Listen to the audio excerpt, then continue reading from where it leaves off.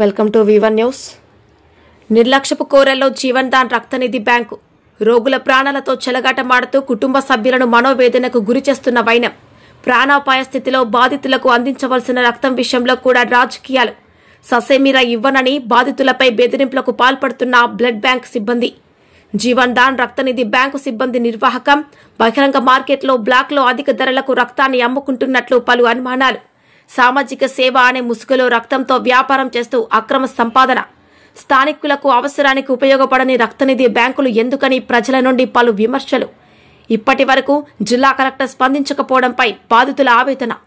ఆదిలాబాద్ జిల్లా బైన్సాపట్నంలో గత 14 రోజుల క్రితం గోపాల్ అనే వ్యక్తి తన తల్లి ఆరోగ్యం పరిస్థితి క్షీణించడంతో అలేఖ్య ఆసుపత్రిలో చేర్పించగా వైద్యులు ఆమెకు వైద్య పరీక్షలు నిర్వహించి రక్తం తక్కువగా ఉందని నిర్ధారించారు. రక్తం ఎక్కించాలని తెలిపి జీవన్ దాన్ రక్తనిధి బ్యాంకులో లభిస్తుందని అక్కడి నుండి తెచ్చుకోవాలని తెలపడంతో గోపాల్ వాళ్ళ తండ్రి రక్తనిధి బ్యాంకుకు దగ్గరికి వెళ్లి అక్కడ పనిచేసే సిబ్బంది అతనిని గంటల తరబడి కూర్చోబెట్టి ఎవరైనా ఒకరు రక్తదానం చేస్తేనే ఇస్తామని, దాంతోపాటు 1800 రూపాయలు కూడా చెల్లించాలని తెలిపారని అన్నారు. ఈ విషయాన్ని అంగీకరించిన అతను తన తల్లి ఆరోగ్యం చాలా క్షీణించింది, తొందరగా రక్తం ఇవ్వాలని ఎంతగా ప్రాధేయపడినా ఇవ్వకపోగా ఆయన మనోభావాలు దెబ్బతినే విధముగా దురుసుగా మాట్లాడడం, అవమానించారని ఆవేదన వ్యక్తం చేశారు. అనంతరం గోపాల్ ప్రభుత్వ ఆసుపత్రిలో విధులు నిర్వహిస్తున్న తన స్నేహితుడితో ఫోన్లో మాట్లాడి చెప్పించినప్పటికీ ఇవ్వలేదని, పైగా మీరు బీజేపీ పార్టీ ఆధ్వర్యంలో ప్రభుత్వ ఆసుపత్రిలో రక్తదానం అందించారని అక్కడి నుండే తీసుకోవాలని నిర్లక్ష్యంగా సమాధానమిచ్చారని తెలిపారు.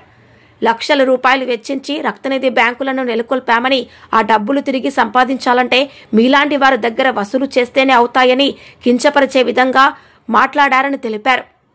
అత్యవసర పరిస్థితుల్లో త్వరితగతిన రక్తం అందించి ప్రాణాలు కాపాడవలసిన రక్తనిధి బ్యాంకు సిబ్బంది ఈ విధంగా మానవత్వం లేకుండా వ్యవహరించడం పట్ల పలువురు అసహనం వ్యక్తం చేస్తున్నారు. సామాజిక సేవా కార్యక్రమాలు నిర్వహిస్తున్నామని గొప్పలు చెప్పుకుంటూ ముసుగులో ఇలా రోగుల ప్రాణాలతో చెలగాటమాడుతున్న జీవన్ దాన్ రక్తనిధి బ్యాంకు అనుసరిస్తున్న నిర్లక్ష్యం పట్ల సంబంధిత శాఖ అధికారులు వెంటనే స్పందించి కఠిన చర్యలు తీసుకుని వారి అనుమతులను రద్దు చేయాలని డిమాండ్ చేశారు.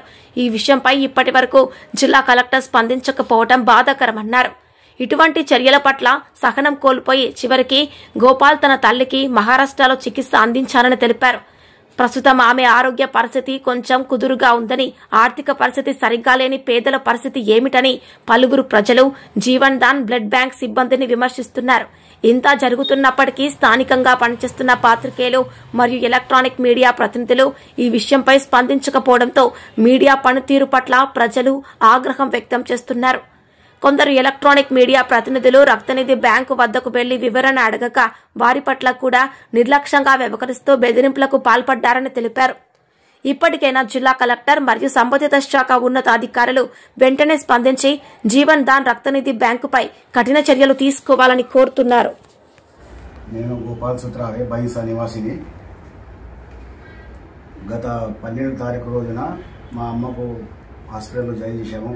ప్రాణం మంచిగా లేకుంటే ప్రైవేట్ డాక్టర్ గారు అలెక్క హాస్పిటల్లో జాయిన్ చేస్తే వాళ్ళు ఏమన్నారంటే బ్లడ్ చాలా తక్కువగా ఉంది కాబట్టి జీవన్ దాన్ వాలంటరీ బ్లడ్ సెంటర్కు రిఫర్ చేశారు బ్లడ్ కోసం. ఈ చిట్టి అయితే ఈ చిట్టి తీసుకొని బ్లడ్ బ్యాంకుకి వెళ్తే అక్కడ బ్లడ్ లేదన్నారు.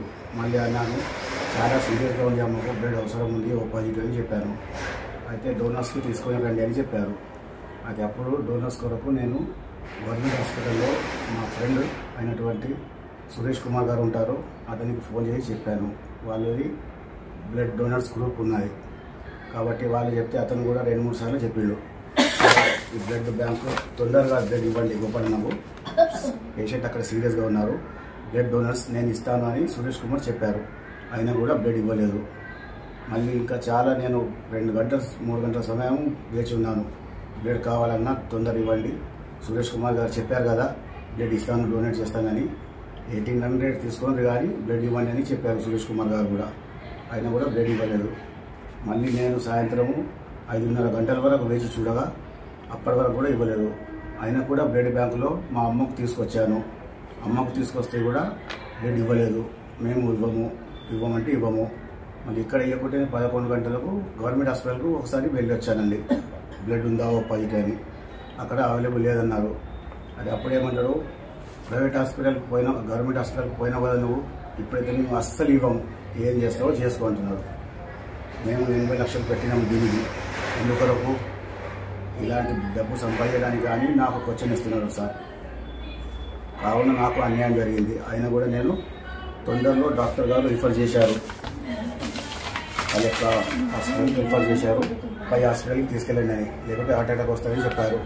అయితే అప్పుడే ఒక అర్ధగంట లోపలనే నేను నాందేడ్ వెళ్ళాను, నారాయణ హాస్పిటల్, మల్టీ స్పెషాలిటీ. ఇది నారాయణ హాస్పిటల్. మా దగ్గర డబ్బులు ఉన్నాయి కాబట్టి అయినా కూడా మేము నారాయణ హాస్పిటల్ పోయి అమ్మకు 3 రోజులు ఐసీయూలో పెట్టి మంచిగా చేయించి తెచ్చాము. కావున ఇటువంటి పరిస్థితి ఎవరికి రావద్దని నేను గవర్నమెంట్ వాళ్లకు కంప్లైంట్ కూడా ఇచ్చాను, కలెక్టర్ గారికి ఇచ్చాను, మళ్ళీ జిల్లా వైద్యాధికారికి ఇచ్చాను కాపీ 2. అయినా కూడా ఇప్పటి వరకు ఇప్పుడు 11 నుండి 20 వరకు 13 రోజులు అవుతుంది. 15వ తారీఖు ఇచ్చాను కంప్లైంట్, అయినా కూడా వారం 10 రోజులు అవుతుంది, ఇప్పటి వరకు ఏమీ యాక్షన్ తీసుకోలేదు. కావున నాకు జరిగిన అన్యాయానికి ఎవరికి కూడా జరగద్దని నేను పై ఆఫీసర్లతో విన్నవించుకుంటున్నాను. ఇట్టి జీవన్ దాన్ బ్లడ్ బ్యాంక్ పైన చర్య తీసుకొని నాకు జరిగిన అన్యాయానికి మీరు న్యాయం చేస్తారని కోరుకుంటున్నాను.